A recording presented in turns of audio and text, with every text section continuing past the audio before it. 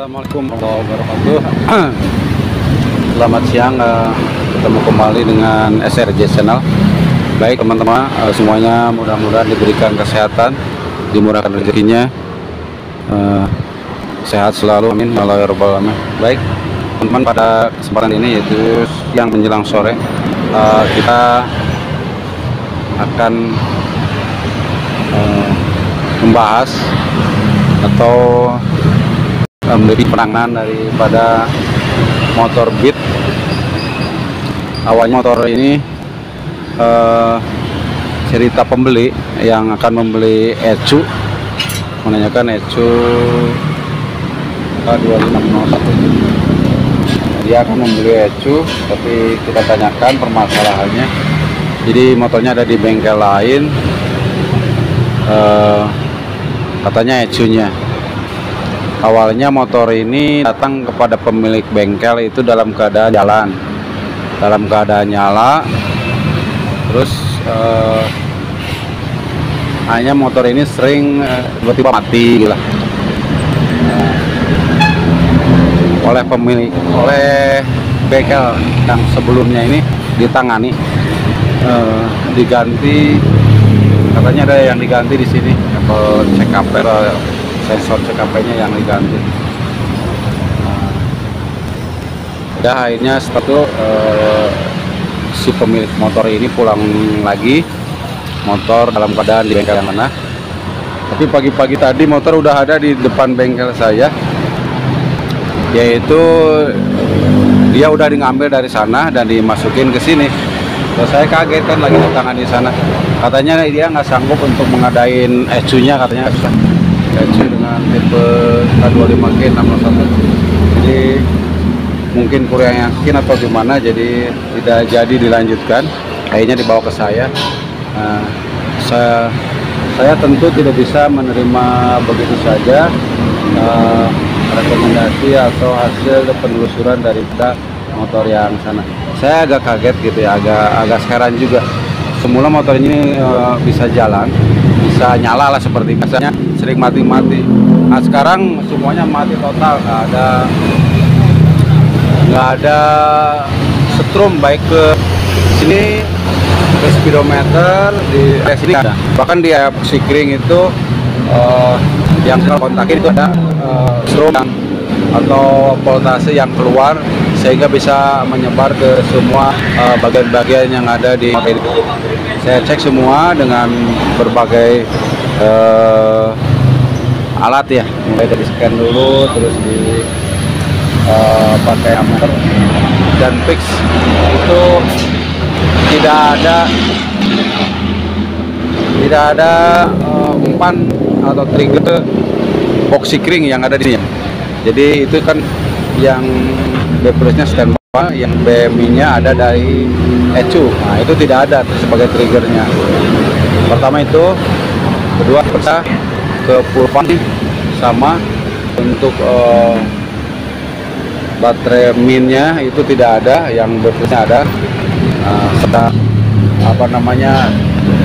trigger untuk ke realnya kita jumper dulu, itu bisa nyala ke bagian depan sini, tapi untuk area injeksi itu tetap tidak ada.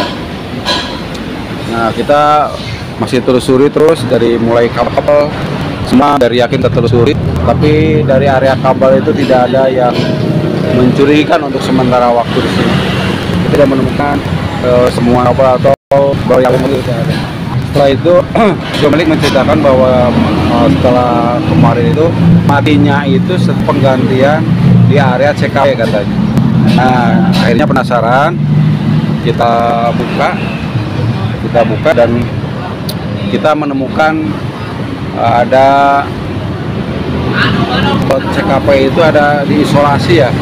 Setelah kita buka, kita cukup terkejut karena CKP baru, katanya ini CKP kita baru, tapi ada sambungan yang kayak gini nih.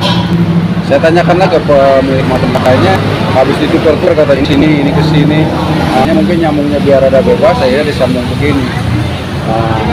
Ini menurut saya kesalahan yang sangat fatal ketika kabel CKP yang dari sananya katanya baru itu dirubah-rubah.